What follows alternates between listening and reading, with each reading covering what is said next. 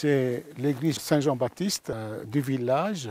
Elle fut construite en 1901 et donc on l'a utilisée jusqu'à l'avenue du communisme. Aussi les Turcs sont venus ici. Ils ont suivi et aussi ils ont occupé l'église. Ils l'ont transformée en des dépôts.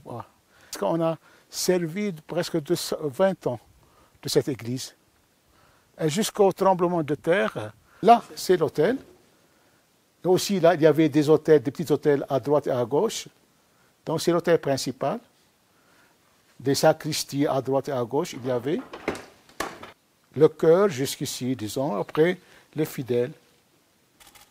Et là, partout, il y avait deux entrées. Une entrée pour les femmes, une entrée pour les hommes.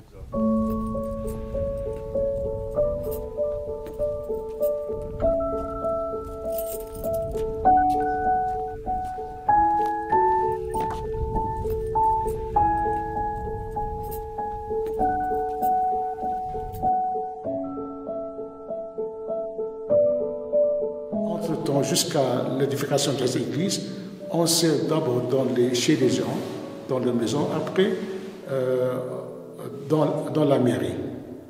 C'était une pièce de la mairie, servait comme chapelle.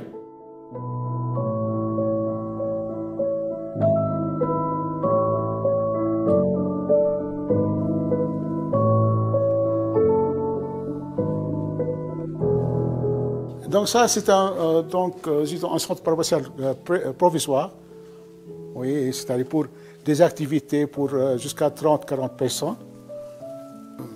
J'avais mis la toiture, oui, après la peinture à l'extérieur et les papiers peints.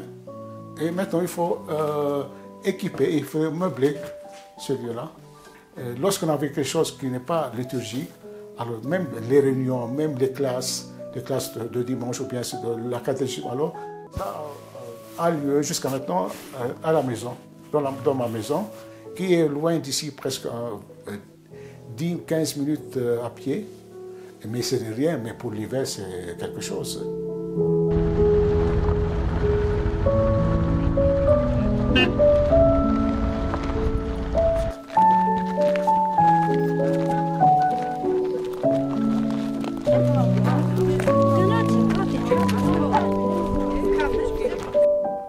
Oui, j'avais célébré une ou deux fois dans ce conteneur là-bas. Et après, j'ai acheté ce bâtiment-là.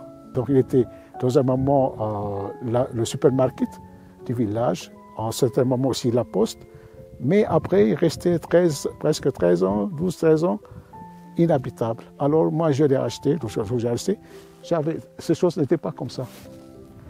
Donc on a restauré grâce à des associations.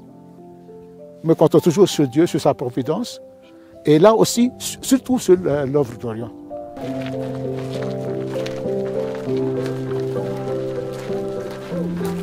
Ça, c'est là que je pense de ma des contacts, une vingtaine. Là, ce sera le dorsoir.